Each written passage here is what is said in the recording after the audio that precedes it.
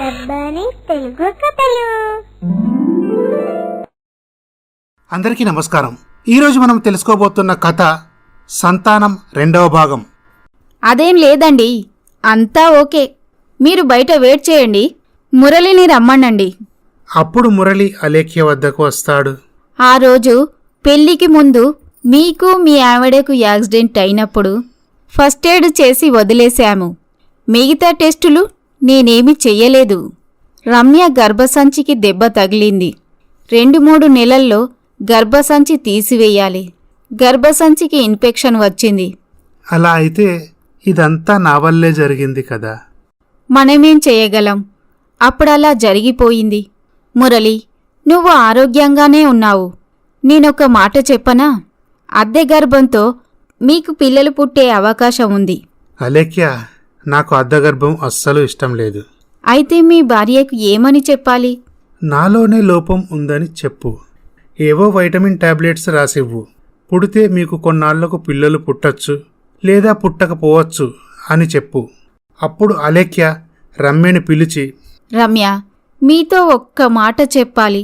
మురళికి పిల్లలు పుట్టే ఛాన్స్ ఆ రోజు యాక్సిడెంట్ వల్ల పోయింది. పిల్లలు పుట్టచ్చు లేదా పుట్టకపోవచ్చు. డాక్టర్ గారు, ఈ విషయం తనకు చెప్పకండి. తను తట్టుకోలేడు. తనకు ఏమైనా జరిగితే నేను బ్రతకలేను. మా అత్తయ్య మామయ్య ఉన్నారు. వాళ్ళే నా పిల్లలు అనుకుంటాను. మా ఆయనే నాకు బాబు అనుకుంటాను.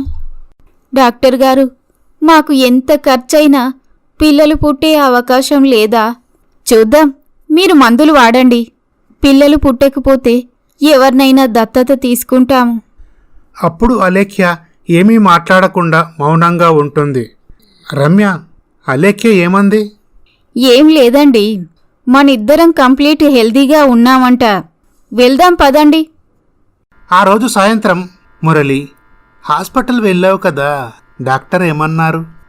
అప్పుడు మురళి తన తండ్రి రఘురామయ్యను, తల్లి సుమిత్రను తీసుకొని గదిలోకి వెళ్ళి డోర్ లాక్ చేస్తాడు. ఇదంతా గమనించిన వసుంధర కిటికీ పక్క నుండి గమనిస్తూ ఉంటుంది. అప్పుడు జరిగిన విషయమంతా మురళి తన తల్లిదండ్రులకు వివరిస్తాడు. మురళి, నేను ముందు నుంచి చెబుతూనే ఉన్నా, ఓవర్ స్పీడ్తో వెళ్ళొద్దని. నా మాట విన్నావా?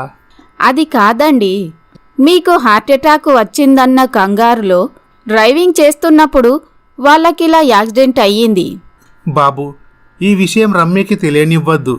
అంతలా పిల్లలు కావాలంటే ఎవరినైనా దత్తత తీసుకుందాం. ఇదంతా విన్న వసుంధర జరిగిన విషయం ఇదన్నమాట అని అనుకుంటుంది. ఈ విధంగా జరుగుతుండగా, ఏమండి, మన అమ్మాయికి శ్రీమంతం జరిపించాలి. అలాగే సుమిత్ర. వసుంధర సీమంతానికి కూర్చుంటుంది. ఆడవాళ్ళందరూ బొట్టు పెట్టి గాజులు తొడిగి అక్షింతలు వేసి దీవిస్తారు. అప్పుడు రమ్య వసుంధరని దీవించడానికి తన వద్దకు వెళ్తుంది. రమ్య, నువ్వు దీవించడానికి వీల్లేదు. నేనెందుకు దీవించకూడదు? నువ్వో గొడ్రాలివి.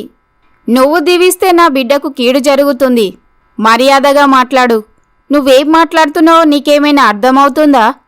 అవును, నేను చెప్పింది నిజం. నీకు పిల్లలు పుట్టరు. ఈ నిజం అలేఖ్య నీ దగ్గర దాచిపెట్టింది. నీకు పిల్లలు పుట్టకపోవడానికి కారణం ఎవరో తెలుసా? నీ మొగుడే. నీకు యాక్సిడెంట్ అయినప్పుడు నీ గర్భసంచికి ప్రాబ్లం వచ్చింది. ఈ నిజాన్ని మీ అత్తామామ నీ మొగుడు దాచిపెట్టారు. మరికొద్ది రోజుల్లోనే నీ గర్భసంచి తీసేస్తారు. మా అన్నయ్య లోపం తనలోనే ఉందని ఏమో మందులు వాడుతున్నట్లు నటిస్తున్నాడు. లోపం ఉంది నీలో. నువ్వు గొడ్రాలివి. ఆస్తి తమ్ముడికి నాకు సెరిసగం పంచమంటే మా నాన్న వినలేదు. నేను రోజూ శాపనార్థాలు పెడుతూనే ఉన్నాను, మీరు నాశనమైపోవాలని. ఎక్కడికి పోతాయి నా శాపాలు తగలక? అందుకే ఆ దేవుడు నా కడుపు పండించాడు. నీ గురించి అన్నయ్య అమ్మా నాన్నలకు చెబుతుండగా నేను అంతా విన్నాను. నీలాంటి గొడ్రాలు నాకు గాజులేస్తే రేపు నాకు పుట్టబోయే పిల్లలకి నీరాతే వస్తే వాళ్ళు నీలాగే తయారవుతారు. అప్పుడు రాజేష్ తల్లి జానకి, అమ్మాయి, ఏంటమ్మా ఆ మాటలు? ఇంతమందిలోని తమ్ముడి భార్యని అవమానిస్తావా? మీకేం తెలియదు అత్తయ్య గారు. మీరు నోరు మూసుకోండి. అప్పుడు జానకి మౌనంగా ఉంటుంది. ఎప్పటికైనా ఈ ఆస్తికి వారసురాలిని నేనే. నువ్వు గొడ్రాలివి. నీకు అమ్మ అని పిలిపించుకునే యోగం లేదు. వీడికి నాన్న అని పిలిపించుకునే యోగము లేదు.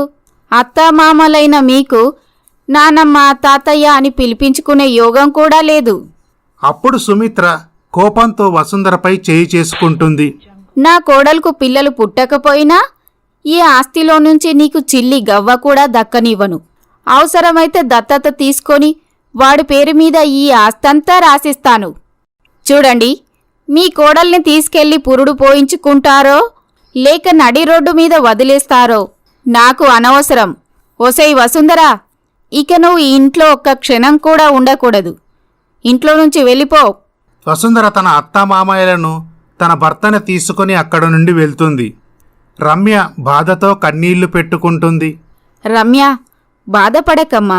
జీవితం అన్నాక కష్టాలు కన్నీళ్లు సహజం. ఆ భగవంతుడే మనకేదైనా దారి చూపుతాడు. ఇలా జరుగుతుండగా అత్తయ్య గారు, మీకో విషయం చెప్పాలి. చెప్పమ్మా. మా చెల్లెలు శైలజ గర్భవతి కదా. ఇప్పుడు పుట్టబోయే బిడ్డను నాకివ్వమని అడుగుతాను. తనకు ఎలాగో మళ్ళీ పిల్లలు పుట్టే అవకాశం ఉంది కదా. సరే అమ్మా, నువ్వొక్కసారి వెళ్ళి వాళ్లతోటి మాట్లాడు. అలాగే అత్తయ్య. రమ్య శైలజ ఇంటికి వెళ్తుంది. శైలజ, నిన్ను నేను ఎప్పుడూ ఏమీ అడగలేదు. నాకొక్క సహాయం చేస్తావా? చెప్పక్క. ఏంటది? నీకు పుట్టబోయే బిడ్డ ఆడపిల్లైతే నాకివ్వు, మగపిల్లాడైతే నువ్వే ఉంచుకో. అప్పుడు రంగమ్మ, చూడమ్మా, అక్కకు పిల్లలు పుట్టే యోగం లేదు కనుక నీకు పుట్టబోయే బిడ్డను అక్కకిచ్చావనుకో, వాళ్లకు పిల్లలు లేరన్న బాధ తీరుతుంది. వాళ్లకు బోలెడంత ఆస్తులున్నాయి. నీ బిడ్డను మహారాణిలా చూసుకుంటారు. అప్పుడు వాసు, శైలజ, అత్తయ్య చెప్పింది నిజమే. నాకు ఎటువంటి అభ్యంతరమూ లేదు. మనకు పుట్టబోయే బిడ్డను మీ అక్క వాళ్ళకిద్దాం. సరే అక్క, డెలివరీ అయ్యాక నువ్వు పాపను తీసుకెళ్దూలే. ఈ మాటలు విన్న రమ్య చాలా సంతోషిస్తుంది. ఇలా కొన్ని నెలలు గడిచాక శైలజ పండంటి ఆడబిడ్డకు జన్మనిస్తుంది. పాప తల్లిపాలు మానాక మురళీ రమ్య శైలజ ఇంటికి వెళ్ళి పాపను తీసుకొని వస్తారు. పాప పేరు ఐశ్వర్య అని నామకరణం చేస్తారు.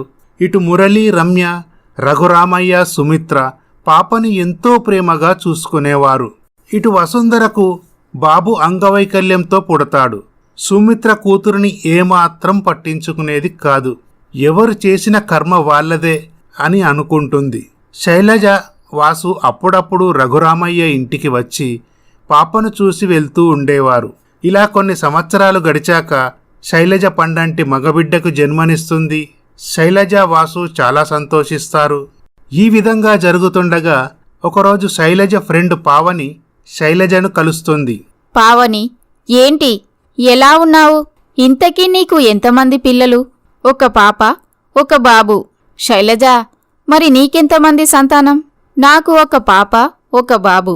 మా అక్కయ్యకి సంతానం లేకపోవడంతో మా పాపను వాళ్ళకిచ్చాను. అదేంటి శైలజ, అది ఎంతైనా నీ కూతురు కదా. నీ కూతుర్ని నువ్వు మీ అక్కకివ్వడమేంటి? చీపుగా డబ్బుల గురించి పిల్లను అమ్ముకున్నావని అందరూ చెప్పుకుంటున్నారు. అయినా నువ్వు నీ కూతురుతో పిన్ని అని పిలిపించుకోవడమేంటి? మీ అక్క అమ్మ అని పిలిపించుకోవడమేంటి? తనకు పిల్లలు పుట్టలేదంటే అది తన తలరాత.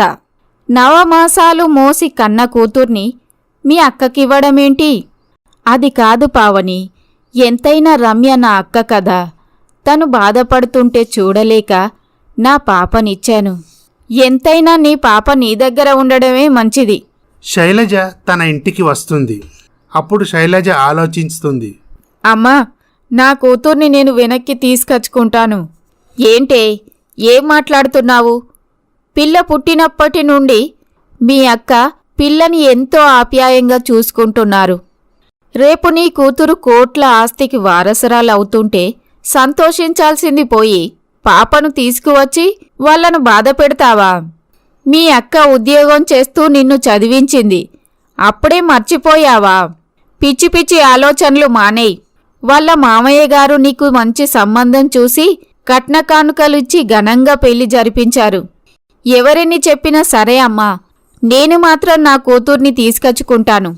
అయినా నా పిల్లలు నేను లీగల్గా డాక్యుమెంట్ రాసిచ్చానా? పైగా వాళ్ళు దత్తత కూడా తీసుకోలేదు. ఆ రోజు సాయంత్రం, శైలజ, నువ్వు చేస్తున్న పనేంటి? మీ అక్కయ్యకిచ్చిన మన కూతుర్ని వాళ్ళ నుండి విడదీసి మన ఇంటికి తీసుకొస్తానని చెప్పావంట. అవునండి. తప్పు శైలజ. ఒక తల్లిని అమ్మ అని పిలిపించి, మీ బావగారి చేత నాన్న అని పిలిపించిన మన అమ్మాయిని ఇప్పుడు నువ్వు మన ఇంటికి తీసుకొస్తే అది నిన్ను అమ్మ అని పిలుస్తుందా? నేను లీగల్గా ఇవ్వలేదని చెప్పావంట. అయినా మీరిద్దరూ ఒకే తండ్రి రక్తం పంచుకు పుట్టిన బిడ్డలు. నమ్మకంతో మీ అక్క మన కూతుర్ని తీసుకువెళ్ళింది.